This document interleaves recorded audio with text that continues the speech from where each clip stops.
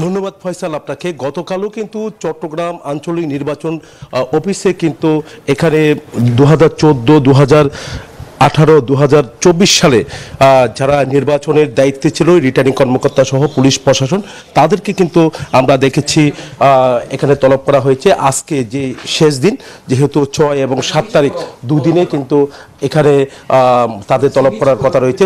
তলব করা হয়েছে গতকাল, অনেকজন কিন্তু এসেছেন। আমি একটু আপনার সাথে কথা বলতে চাচ্ছি। আমার পাশে আছেন সিনিয়র জেলা নির্বাচন অফিসার রয়েছেন।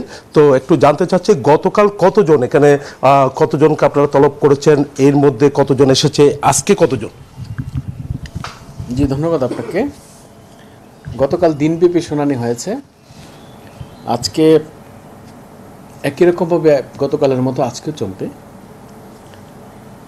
আজকে সাবেক বিভাগীয় কমিশনার মহোদয়, উনি রিটার্নিং অফিসার ছিলেন, উনি এসেছেন, আরও এবং সহকারী রিটার্নিং অফিসার, প্রিজাইডিং অফিসার, নির্বাচনী এজেন্ট যারা ছিলেন সবাই এসছেন। শুনানি কার্যক্রম চলছে। আচ্ছা, এটার মূল উদ্দেশ্যটা কি, যে নির্বাচনকে সুষ্ঠু করার জন্য? সেটা তদন্ত কমিশনের বিষয়, ওনারা তদন্ত কার্যক্রম চলছে। এই বিষয়ে আমি কিছু বলতে পারছি না। তদন্ত কমিশন টোটাল বিষয়টা বলতে পারে। প্রার্থীদের ডাকা হয়েছে মনে কি আসলে? হ্যাঁ, 2014 সালের যে ইলেকশন হয়েছিল সেখানে চট্টগ্রাম 5-এর যারা অংশগ্রহণকারী প্রার্থী ছিলেন ওনারাও গতকাল এসেছিলেন, ওনাদের শুনানি নেওয়া হয়েছে। আর অন্যান্য যারা আছে তাদেরকে কি ডাকা হয়েছে? অন্য কোনো প্রার্থীদেরকে, মানে অন্য কোনো আসনের কোনো প্রার্থীকে ডাকা হয়নি।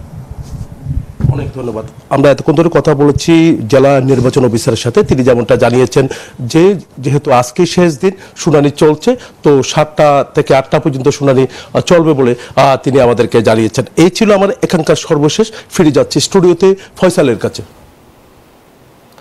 ধন্যবাদ জয়।